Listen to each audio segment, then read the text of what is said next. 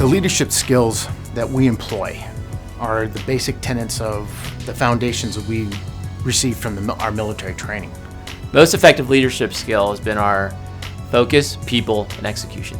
Emotional intelligence and motivation, I think, for the managers and for the employees. And with those two, you can keep the focus on what you're doing. Let people do what they like to do, let them do it, and they'll do it very well. They'll be the best at it. You've got to let go. You can't have an ego. You've got to let your staff and your people find their own success. You have to be supportive. You have to give them the opportunity to spread their wings and develop their career. I think the most important leadership skill that you can have is actually do exactly what you expect of your employees. Meaning that I'm not the type of executive that sits in the back office and just tells people to do something that I wouldn't do. In our market, the fast break opportunities have all actually centered around OCI, the organizational conflict of interest type of need. The best fast break is understanding the healthcare population as it is today and where our focus and energy need to be to execute our plan. The best fast break is innovation.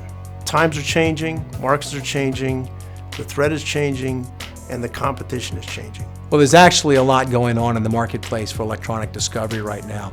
The biggest change that we see coming are proposed rule changes to the Federal Rules of Civil Procedure. I believe in cybersecurity and privacy, it's actually predictive analysis and predictive systems. We're looking into a lot more machine learning and predictive type of capabilities so that we can respond as it's happening, as new threats come out.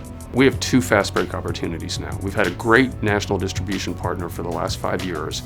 We've now added a distribution partner in the Northwest and West. And then second, we have started a mutual fund, and we might start another mutual fund. How do you know it's time to hire more people? When we get new work, more work.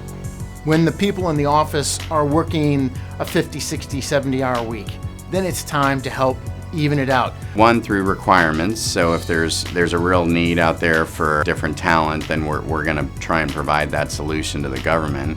I think the time to hire more people is when you're bidding a contract, when you know it's a huge contract. We've worked really hard in the consulting area to form a pipeline of our future work. As a result, we can develop forecasts on a monthly, on a semi-annual, and on an annual basis that allow us to project our resource needs, and we hire accordingly. You have to be somewhat involved in the company when it comes to, I call it the pulse of the company, right? So you have to talk to your managers, you have to understand all the way from the very low-level person in the company all the way up to your senior management and get a little bit of a sense of where they are and how much work they have on their plates. We're lucky to be in a scalable, high-margin business. When we find someone really talented, we hire them, even if we don't have something for them to do at the time. We hired an economist 4 years ago, and we only figured out what to do with him last year. We didn't mind waiting.